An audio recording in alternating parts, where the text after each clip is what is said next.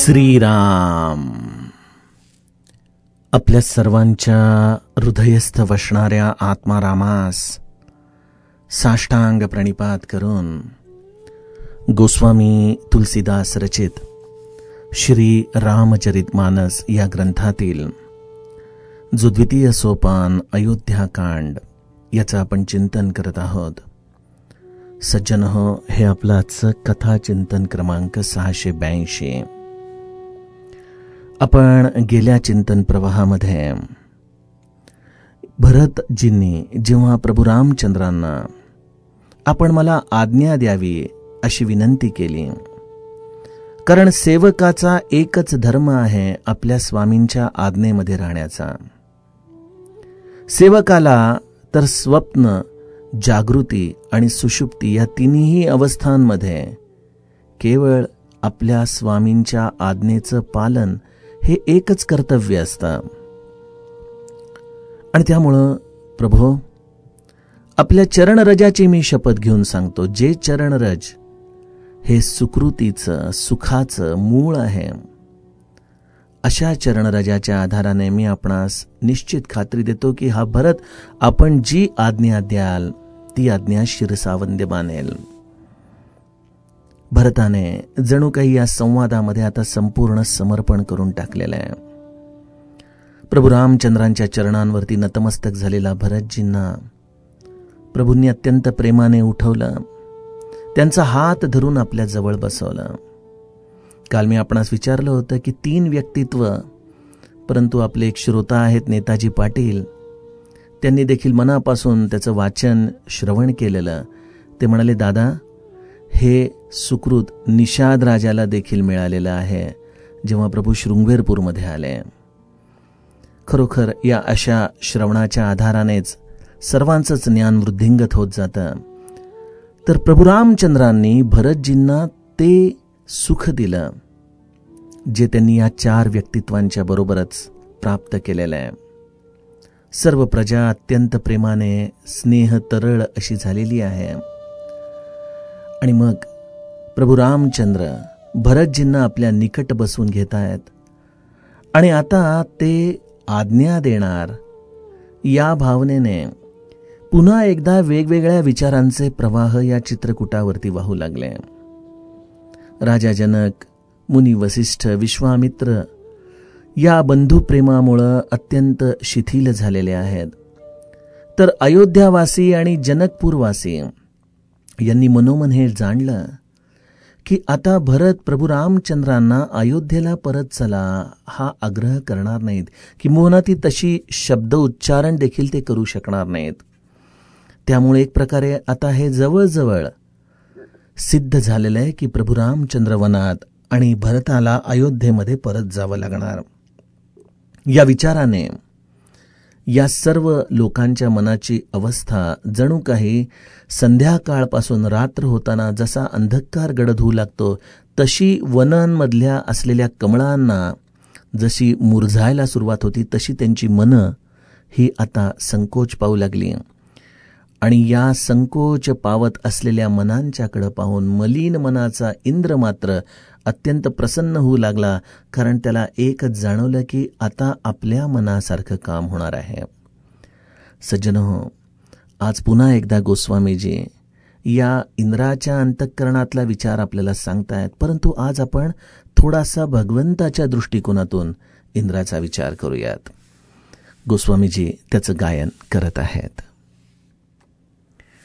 कपट कुचाली सीव सुरराजू, पर काज प्रिय आपन काजू, काक समान पाकरी पुरीती, छली मलिन कतहून प्रतीती, प्रथम कुमत करी कपटू संकेला, सो चाटू सबके सिर मेला, सुरमाया सब लोग बिमोहे, राम प्रेम अतिशयन बिछोहे। भय उचाट बस मन थीर नाही, छन बन रुचि छन सदन सुहाई। दुभिध मनोगति प्रजा दुखारी, सरित सिंधु संगम जनुबारी। दुचित कतहु परितोषु न लही, एक एक सन मरमुन कही। लखी हसी कह कृपा निधानु, सरिस स्वान मघवान जुबानु। भरतु जनक मुनि जन सचिव, साधु सचेत बिहाई। लागी देव माया सबही, जथा जोग जनु पाई। सियावर रामचंद्र प्रिय हो।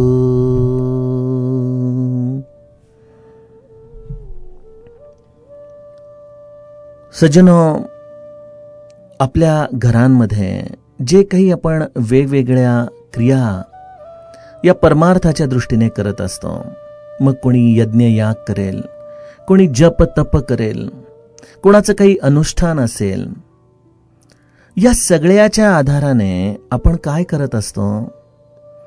या यज्ञाचं तर जणू काही एक मुख्य कार्य आहे, या देवतांना पुष्टी देणं, त्यांना बळ देणं.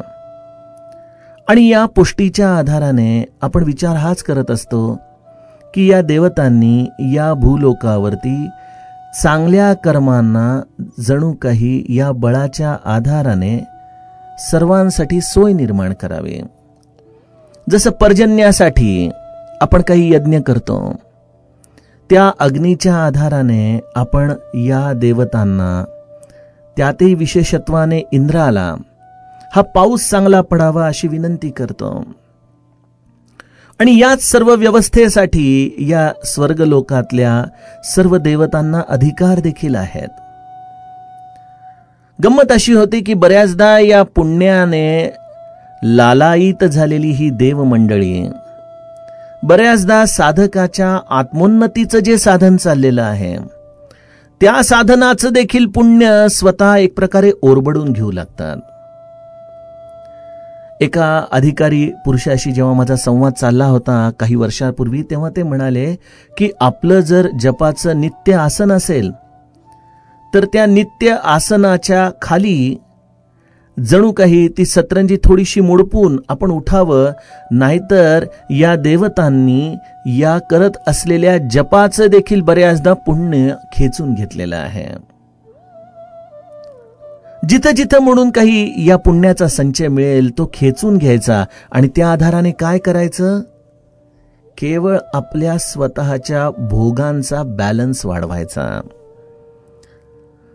त्यामुळे गोस्वामीजी या देवतांच्या विषयी विशेष उद्विग्न होतात. कपट कुचाली सीव सुर राजू, पर काज प्रिय आपन काजू. देवराज इंद्र हा कपट आणि कुचाल याची सीमा आहे. ठिकठिकाणी कपट करायचे आणि प्रत्येक वेळेला नीतीच्या विरुद्ध चाल खेळायची. आणि यातून काय करायचं? पर काज प्रिय आपन काजू. दुसऱ्याची हानी करायची आणि स्वतःचा लाभ करून घ्यायचा, एवढंच त्याला प्रिय आहे.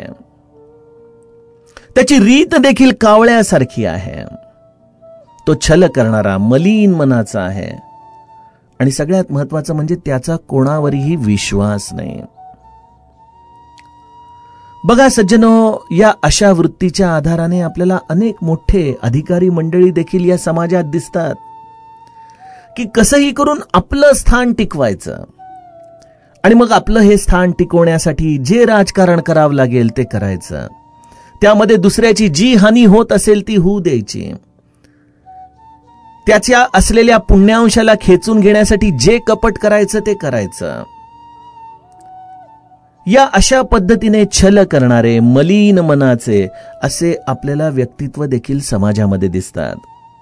आणि हो, गमतीचा भाग म्हणजे त्यांचा कोणावरच विश्वास नसतो. ते केवळ आपल्या स्वतःवरती विश्वास ठेवून या प्रवृत्तीच्या आधाराने कर्म करत असतात. अशा या मलिन मनाच्या इंद्र प्रवृत्तीचं गोस्वामीजी आम्हाला आज वर्णन सांगतायत. बघा, सहज माझ्या डोळ्यासमोरून इंद्राची काही कारस्थानं समोरून जाताना दिसत आहेत. अगदी आपण आपल्या रामायणाच्या आधाराने विचार केला तर नारद चरित्रामध्ये नारदांना काही क्षणभर समाधी काय लागावी, या इंद्राला एवढी धास्ती बसली की नारदांना जर समाधी लागली, एवढ्या तपस्वीला जर समाधी लागली तर निश्चितपणे त्रैलोक्याचं राज्य त्यांना प्राप्त होईल. लगेच त्यांनी कामदेवतेला बोलावून नारदांची समाधी भंग कर असा आदेश दिलेला आहे. आपण ते चरित्र सर्व विस्तारपूर्वक वाचलंच. इंद्रदेवता अगदी प्रत्यक्ष महादेवावरती देखील कधी कधी हवी होण्याचा प्रयत्न करतोय. इंद्रदेवतेच्या द्वारे आपण बघितलं की अयोध्येचं जेव्हा राज्याभिषेकाचे क्षण जवळ आले होते तेव्हा प्रत्यक्ष भगवंतावरती एवढा दुर्धर प्रसंग आणण्यामध्ये कोणाची इच्छाशक्ती काम करत होती? इंद्राचीच इच्छाशक्ती काम करत होती. इथं त्यांचे गुरु त्यांना वारंवार समजावून सांगतायत इंद्राला की इंद्र, अरे भरताच्या बरोबर तू कुठल्याही प्रकारची स्पर्धा करू नको. भरत जे काही करतील ते तुझ्याच हिताचं करतील. निदान गुरुच्या वचनांवर तरी विश्वास ठेवायला हवा होता ना. गुरुच्या वचनांवरती देखील ज्याचा अजिबात विश्वास नाही, जो एक प्रकारे उतावीळ आहे, आपल्या खुर्चीला घट्ट धरून बसणारा आहे, ज्याला कोणाच्याही विषयी ममत्व नाही, केवळ ज्याला आपल्या स्वतःचाच स्वार्थ कळतो, अशा या इंद्र प्रवृत्तीने काय करावं या चित्रकूटावरती त्याने कशा कशा पद्धतीने भरतजींच्या मनाला अस्थिर करण्याचा प्रयत्न केलेला आहे. बघा, त्याने सर्वप्रथम भरतजींची मती अस्थिर करण्याचा प्रयत्न केला, थेट त्यांच्यावरती आपलं मायाजाळ पसरवून. त्यासाठी त्यांनी शारदा मातेला देखील आवाहन केलं. परंतु शारदा माता म्हणाली, अरे तू 1000 डोळ्याचा असून तुला मेरू पर्वत दिसत नाही? ज्याच्या हृदयामध्ये प्रत्यक्ष सीताराम आहेत, अशा ज्याच्या हृदयातल्या सूर्याच्या समोर जाऊन भस्मसात होण्यासाठी तू मला सांगतोयस? इंद्रा, अरे सोड हे कपट. नको त्या संत भरताच्या माग तू कुठल्याही पद्धतीचा विचार आणूस. परंतु शारदा माता जेव्हा परत ब्रह्मलोकात गेली त्यावेळेला इंद्राने पुन्हा आपल्या स्वतःच्या ताकदीनुसार जेवढं काही मायाजाळ पसरवता येईल तेवढं पसरवण्याचा प्रयत्न केलाच ना सज्जनो. त्याने काय केलं तर सर्वप्रथम वाईट विचार त्याने कपट करून पसरवले. बघा, आजच्या काळामध्ये अनेक चांगल्या चांगल्या व्यक्तित्वांच्या मागे देखील आपण बघतो या सोशल मीडियामध्ये ट्रोलिंग किंवा हात धुवून मागं लागणं, सतत एखादी खोटी गोष्ट त्या व्यक्तीवरती वारंवार जर लिहिली गेली तर लोकांच्या पाहण्याचा दृष्टिकोन त्याच्याकडे बदलायचा, हा एक प्रकारे प्रयत्न आपल्याला वारंवार केलेला दिसतो. इंद्र ही प्रवृत्ती देखील अशीच आहे की सर्वप्रथम जे काही असं चांगलं निर्मळ संत हृदयाचं चरित्र जिथं गायलं जातंय, जे खरं तर पुण्याचे प्रचंड मोठं भांडार आहे, जर त्यांच्या मनामध्ये विचार झाला तर उद्या स्वर्ग काय, समस्त ब्रह्मांडाचं राज्य देखील ते प्राप्त करून घेऊ शकतात. अशा व्यक्तित्वांच्या वरती काहीतरी कपट करून त्यांच्याविषयी गैरसमज पसरवायचे, त्यांच्या मनामध्ये उद्विग्नता निर्माण करायची, त्यांच्या मनामध्ये कुठल्या ना कुठल्या तरी पद्धतीने ते करत असलेल्या कार्यापासून त्यांना परावृत्त करायचं. बघा, समाजामध्ये देखील आपण बघतो की अनेक चांगली कार्य संघटित होऊ लागतात, कुठेतरी संघटन घडू लागतं, कोणाच्या तरी माध्यमातून हे संघटन घडू लागतं. अनेक लोकांना त्या संघटनाच्या पासून आनंद मिळतो, समाधान मिळतं. परंतु त्याच वेळेला या इंद्र प्रवृत्तीच्या आधाराने कोणाचं तरी निमित्त होतं आणि ते निमित्त त्या संघटित होत असलेल्या समाजामध्ये गैरसमजाचं जाळं पसरवायला सुरुवात करते. यातून काय होतं? त्या संघटनेचं जे एकत्रीकरण होऊन या सर्वांना एक सामुदायिक आनंद घेण्याचं एक विशिष्ट जणू काही ध्येय प्राप्त झालेलं असतं. त्या ध्येयापासून अनेक लोक सुटून जातात, अनेक लोक. कारण की जिथं हा असा निर्मळ भक्तीचा आनंद आहे त्यामध्ये गैरसमज पसरवणं हेच जणू काही या स्वर्गवादी वृत्तीचं कार्य आहे. त्यानंतर दुसरा कार्य हा इंद्रदेवता करतो, ते म्हणजे या कपटाच्या पश्चात पुन्हा एकदा उदासीनता पसरवून द्यायची. बघा, कुठल्याही परमार्थाच्या कार्यामध्ये मनुष्याच्या अंतरंगामध्ये उत्साह असावा लागतो आणि या उत्साहाच्या आधारानेच तो पुन्हा एक नवदिशा प्राप्त करून ते कार्य करू शकत असतो. परंतु जेव्हा समाज पुन्हा एकदा उदासीनतेच्या जाळ्यामध्ये जातो, कारण त्या संघटनेमध्येच एवढे गैरसमज पसरवले जातात की जमलेली लोक पुन्हा एकदा आपलं ध्येय हरवतात आणि ध्येय हरवून बसली की एक स्वाभाविक उदासीनता त्यांच्या समोर येते. चित्रकूटावरती देखील भरतजींच्या बरोबर आलेली लोक सामान्य होती. त्यांच्या मनामध्ये प्रपंच देखील होता, त्यांच्या मनामध्ये प्रभू रामचंद्रांच्या विषयी प्रेम देखील होतं. ते भरतजींच्या चरणांवरती दृढ विश्वास ठेवून इथं आले होते आणि जेव्हा त्यांनी बघितलं की आपल्याच या संताच्या चरणांवरती जिथं आपण दृढ विश्वास ठेवून इथं आलो, ते काही केल्या प्रभू रामचंद्रांना परत अयोध्येला परतण्याविषयी आग्रह करत नाहीये.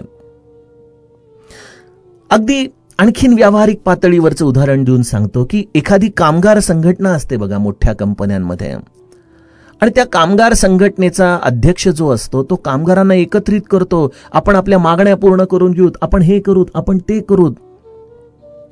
आणि एका टप्प्यावरती जर त्या मागण्या पूर्ण करण्याच्या मध्ये जर तो अपयशी ठरला तर त्याच्याविषयी केवढे गैरसमज पसरवले जातात. त्यातून ते संघटन तुटतं, त्याच्यामध्ये लाथाळ्या सुरू होतात आणि जणू काही बऱ्याचदा त्या युनियनच्या विरुद्ध असलेल्या मॅनेजमेंटला हेच अपेक्षित असतं की यांच्यामध्ये उदासीनता निर्माण व्हावी, हे असंघटित व्हावेत. त्यासाठी वेगवेगळ्या पद्धतीचं राजकारण केलं जातं. जसं व्यावहारिक पातळीवरती श्रीमंतांना हे असंघटन हे मनाला भावतं, त्याच पद्धतीने परमार्थिक पातळीवरती जिथं नितळ परमार्थ चालतो, निखळ परमार्थ चालतो, जिथं शुद्ध परमार्थ चालतो, जिथं अपेक्षाविरहित परमार्थ चालतो, अशा संघटनेमध्ये देखील बऱ्याचदा या इंद्र प्रवृत्तींचा शिरकाव होऊन ते संघटन विस्कळीत केलं जातं. आणि त्यामुळे श्री महाराज काय म्हणायचे की आपण आपला परमार्थ जेवढा गुप्त ठेवता येईल तेवढा ठेवावा. कारण या परमार्थाला आपणास माहित नाही किती लोकांची दृष्ट लागते. कधी कधी बाहेरच्या लोकांच्या समोर आपण काहीतरी परमार्थिक अनुभव बोलतो आणि त्या अनुभवांनाच नकळतपणे बाहेरच्या लोकांची दृष्ट लागते. कित्येकदा श्री महाराज म्हणतात की आपणच आपल्या मनामध्ये विचार करत राहतो की आपण किती छान साधन करतोय, आपल्याकडून किती छान भगवंताची उपासना होतीये, आणि मग अचानक नव्याचे 9 दिवसासारखी कुठंतरी काहीतरी अडथळा येतो आणि आपली उपासना पुन्हा विस्कळीत होते. हे कुठून येतं? कारण आपणच आपल्या कौतुकामध्ये अडकलेलो आहोत. आणि तिसरा टप्पा असा आहे की या सूक्ष्म देवता ज्या आपल्या अवतीभोवती या पुण्यांशाला खेचून घेण्यासाठी बसलेले असतात, जेव्हा त्यांच्या लक्षात येतं की याचा आता पुण्यांश संपला, त्या सरशी त्या त्याला सोडून जातात आणि ते पुण्यांश संपला की आपली साधना पुन्हा विस्कळीत होते. मला तर स्पष्ट असं वाटतं की आपल्याकडून जी काही साधना भगवंत करून घेतो त्याच्यासाठी पुण्यांशाचं अधिष्ठान हवं, आपली कर्म शुद्ध हवीत, आपलं आचरण नीतीला धरून असायला हवं आणि आपल्या मनामध्ये एक निश्चय देखील असावा. आणि तो निश्चय जो आहे ना तो या पुण्यांशाचा भाग आहे. आणि जर तो पुण्यांशच खेचून घेतला गेला की आपला निश्चय बऱ्याचदा बारगळून जातो बघा. आणि त्यातून एक स्वाभाविक उदासीनता येते संघटनेमध्ये. आणि मग एकदा उदासीनता आली की देवमायेच्या आधाराने हा इंद्र सर्व लोकांना विशेषत्वाने मोहित करून टाकतो. म्हणजे पुन्हा कधी तो या निर्मळ परमार्थाच्या दृष्टीने चिकटूच नये अशा रीतीने दृश्य जगाकडे तो त्याला मोहित करतो. आणि एवढं सगळं करत असतानाही खरं तर अशा या व्यक्तित्वाला अशा परमार्थ सभेमध्ये प्रवेशच मिळायला नको. परंतु कुठेतरी त्याचं देखील कणभर प्रेम आहे, नाही असं नाही. आणि त्यामुळं तो देखील त्या सभेचा एक भागच होऊन राहतो. कुठेतरी त्याचं नातं जोडलेलं असतं, परंतु ते नातं जोडत असताना त्या समाजामध्ये राहतानाच आपल्याच समवेत असलेल्या साधकांमध्ये दुफळी माजवून त्यांचं पुण्यांश खाऊन हा स्वतःला दुष्टपुष्ट करण्याचा प्रयत्न करत असतो. म्हणजे रावणासारखा जर तो खरं तर दुष्ट प्रवृत्तीचा असता तर त्याने पूर्ण विरोध करायला हवा. पण विरोधही करायचा नाही, आतमध्येच राहायचं, हे राजकारण करत राहायचं. आणि त्यामुळे कदाचित प्रभू रामचंद्रांनी रावणाला सद्गती दिली, परंतु इंद्राची मती मात्र प्रभू रामचंद्रांनी देखील फिरवली नाही. कारण की हे काही गुणधर्म असे आहेत की जे कधीच बदलू शकत नाही, याची जणू काही प्रत्यक्ष प्रभू रामचंद्रांना देखील खात्री आहे. या इंद्र प्रवृत्तीच्या आधाराने एक गोष्ट या संघटनेमध्ये ते करतात की भय उचाट बस मन थिर नाही, छन बन रुचि छन सदन सुहाई. भय आणि उदासीनतेला वश झालेली लोक, त्यामुळे कोणाचंही मन स्थिर राहत नाही. एखाद्या व्यक्तीवर विश्वास ठेवावा का न ठेवावा, हे करावं का न करावं, महाराजांनी असं सांगितलंय पण मला असं वाटतंय, या ज्या सगळ्या अस्थिर मनोभूमिका आहेत ना, हे सर्व या इंद्र प्रवृत्तीच्या पुण्यांश ग्रहणाचं फळ आहे बघा आमच्या जीवनातलं. बऱ्याचदा आपण बघा एखाद्या तीर्थक्षेत्रामध्ये जातो, असं विचार करतो की आता छान 10 दिवस तिथं उत्सवामध्ये राहावं, छान सगळ्याचा आनंद घ्यावा. परंतु 2-3 दिवस झाले की असं घराची आठवण येते की बाबा मला असं वाटतं की पुन्हा 1-4-5 दिवस जरा जावं, बघूत, परत जमलं तर परत येऊ. तीर्थक्षेत्रामधून देखील बाहेर उचलून फेकल्यासारखी भावना ही कोण करतं निर्माण? हे अस्थिर मन निर्माण होतं कसं? आमच्या पुण्यांशाला जणू काही ही जी गळती लागलेली असते ते आमचं मन काही केल्यास स्थिर करू देत नाही. मनी मानव निश्चयो तो वसेना. हा मानव काही केल्या निश्चय करू शकत नाही, कारण या असलेल्या साधनेचं जी गुप्तता आहे ती काही केल्या त्याला स्वतःच्या मध्ये राखता येऊ शकत नाही. आणि तशीच अवस्था चित्रकूटावरती असलेल्या लोकांना देखील आता व्हायला लागलेली आहे. गोस्वामीजी लिहित आहेत, छन्न बन्न रुचि छन्न सदन सुहाई.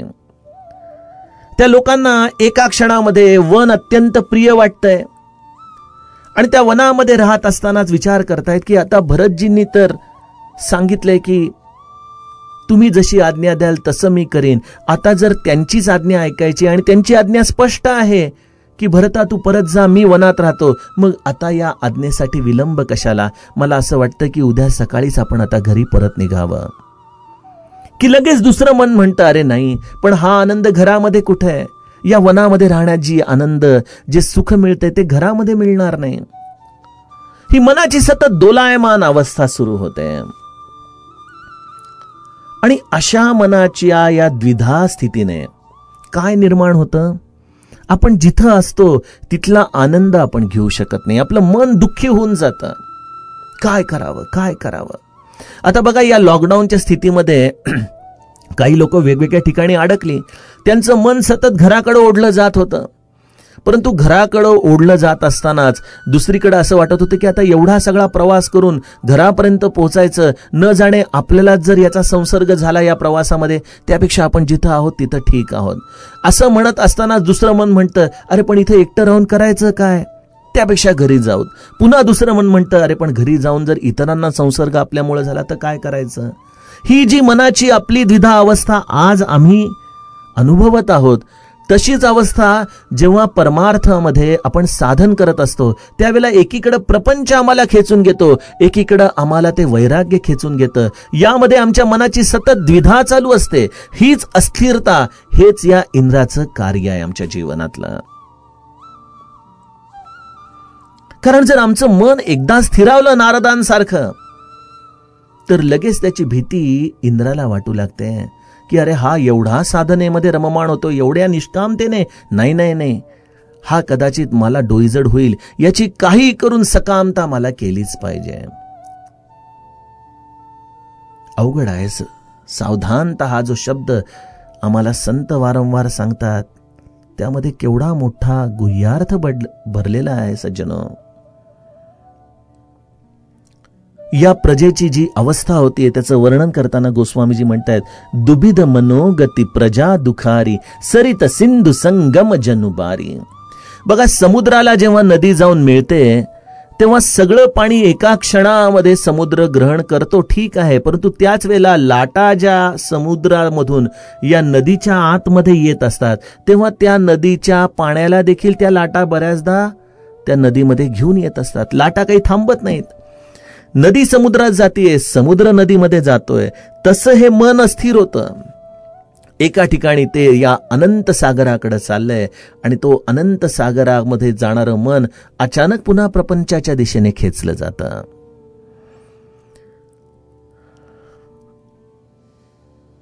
अशा प्रकारे सर्वांच्या मनाची ही अशी अवस्था झाली. आता मुख्य विचार की प्रभू रामचंद्र इंद्र या प्रवृत्तीला एवढं स्वातंत्र्य का देतात? मग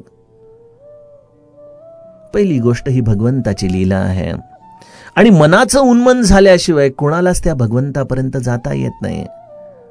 आणि मनाच्या उन्मनतेसाठी जणू काही इंद्र देवता ही एक परीक्षा आहे. ही स्वर्गवादी भूमिका एक परीक्षा आहे. आपल्या जीवनामध्ये आपली निंदा करणारी लोक देखील श्री महाराजांनीच दिलेली एक परीक्षा आहे. ती सहन करायची. ती एक तितिक्षा आहे. या भूमिकेतून आपण आपल्या स्वतःच्या सहनशक्तीला वाढवायचं. त्या व्यक्तीला दोष द्यायचा नाही, कारण त्या व्यक्तीच्या आधाराने श्री महाराज जणू काही आपलाच उत्कर्ष साधू इच्छित आहेत. आणि त्यामुळे या अशा समाजाच्या लोकांच्या विषयी मनामध्ये अखंड चिंतन करून आपल्या हातून साधन घालवण्यापेक्षा, ज्याला इग्नोरन्स म्हणतात, सोडून देणं म्हणतात, अशी मनाची ताकद आपल्याला उभी करता यायला पाहिजे. प्रभू रामचंद्र मनातल्या मनात विचार करतायत की या इंद्र देवताला काय सांगावं. अरे आपण लोकांना थोडंसं आपल्यापासून संभ्रमित करावं म्हणून जणू काही याचं प्रयोजन ठेवलंय, परंतु हा इंद्र कसा आहे? मनामध्ये प्रभू रामचंद्र विचार करतायत आणि म्हणतायत, दुचित कतहु परितोषुन लहही एक एक सन मरमुन कहही लखिहिय हसिकह कृपा निधानो सरिस स्वान मघवान जुबानो. या लोकांची झालेली ही अवस्था प्रभू रामचंद्र पाहतायत की कोणाच्या मनामध्ये संतोष नाहीये. सगळेजण द्विधा मनस्थितीमध्ये आहेत आणि त्यामध्ये या इंद्राचं कार्य प्रभू रामचंद्रांना दिसतं. प्रभू रामचंद्र मनातल्या मनात हसतात आणि एवढंच म्हणतात, सरिस स्वान मघवान जुबानो. कुत्रा, इंद्र आणि कामी नवयुवक हे सगळेजण एकसारखेच आहेत. कुत्र्याला जरी आपण किती वेळेला हकललं तरी ते पुन्हा पुन्हा लोचटासारखं येतं. एखादा कामी नवयुवक हा देखील बऱ्याचदा त्या स्त्री लंपटपणामुळं कितीही अपमान झाला तरी पुन्हा पुन्हा तिच्या दारी येतो. त्याचप्रमाणे हा इंद्र देखील या चित्रकूट पर्वतावरती अशाच पद्धतीने वारंवार वारंवार येतोय, जेणेकरून त्याला आपलं काम करून घेता येईल. अशी इतक्या विचित्र मनस्थितीचा हा इंद्र या आपल्याला वृत्तीच्या आधाराने जो समाजामध्ये दिसतो त्याचं आपण विश्लेषण बघितलं. परंतु मग ही वृत्ती कोणावरती काम करत नाहीये. भरतु जनकु मुनी जन सचिव साधु सचेत बिहाई लागी देव माया सबही जथा जोग जनु पाई.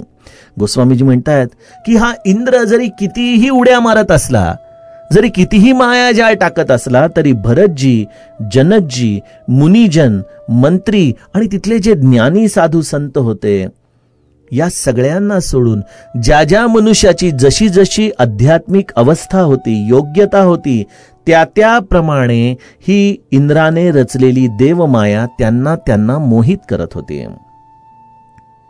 मग भरतजी, जनकजी, मुनिजन, मंत्री आणि ज्ञानी साधू संत यांच्यावरती हिचा अंमल का होत नव्हता? का त्यांना ती दिसतच नव्हती? का केवळ प्रभू रामचंद्रच या इंद्रदेवतेच्या बद्दल मनामध्ये विचार करत होते? सज्जनो, या सर्व ज्ञानी पुरुषांनी या इंद्रदेवतेच्या स्वार्थी वृत्तीला जाणलंय. परंतु त्यांच्या दृष्टीने भगवद्गीतेचं एक सूत्र त्यांना या मायाजाळापासून दूर ठेवत होतं. 5व्या अध्यायातला अत्यंत प्रसिद्ध श्लोक, विद्या विनय संपन्ने ब्राह्मणे गविहस्तिनी शुनिचैव श्वपाकेच पंडितः समदर्शिना. जो ज्ञानी पुरुष असतो, जो विद्या आणि विनय याने युक्त असतो, त्यांना ब्राह्मण, गाय, हत्ती, कुत्रा आणि चांडाळ या सर्वांना समदृष्टीने पाहता येतं. हे त्याच्या मागचं मर्म आहे. आणि त्यामुळं आपल्या जीवनामध्ये जेव्हा हा चांगला आणि हा वाईट या भूमिकेतून आम्हाला जर पुढे जाता आलं तरच आमच्यावरती मायेचा अंमल चालला नाही हे सिद्ध होतं. त्यामुळे मी आपणास म्हटलं की त्याच्याबद्दल विचार न करता, मनामध्ये त्यांच्याबद्दल कुठलाही किंतु परंतु न ठेवता त्यांना तसाच नमस्कार करून जर आपण पुढे गेलो तरच आम्हाला या योग मायेतून सुटता येऊ शकतं. आणि यातूनच जणू काही प्रभू रामचंद्रांच्या समवेत भरतजी, जनकजी, मुनिजन, मंत्री, ज्ञानी, साधू, संत या सगळ्यांनी या इंद्राचा स्वभाव जाणला. आणि त्यांना माहित आहे की याचं कार्यच हे आहे. आणि त्यामुळं त्याला त्याचं कार्य करू द्या, आम्ही मात्र आमच्या निष्काम भक्तीमध्ये रममाण राहणार. आणि या भूमिकेमुळं त्यांच्या मतीवरती मात्र इंद्र कुठलाही परिणाम करू शकला नाही. हेच सूत्र आहे सज्जनो, समदरसी इच्छा कछु नाही. आपल्या मनामध्ये या समस्त विश्वाला जे गुणदोषाने भरलेलं आहे, त्या गुणदोषाने भरलेल्या जगाला सिय राममय सब जग जानी, करहु प्रणाम जोरी जुग पानी. हे सूत्र ज्याला आचरणात आणता आलं त्यालाच त्याच्या जीवनामध्ये या इंद्रदेवतेच्या कुटिलतेपासून स्वतःचं रक्षण करता येतं. आता यातील पुढील कथाभाग आपण उद्याच्या कथा प्रवाहामध्ये बघूयात. जानकी जीवन स्मरण. जय जय राम.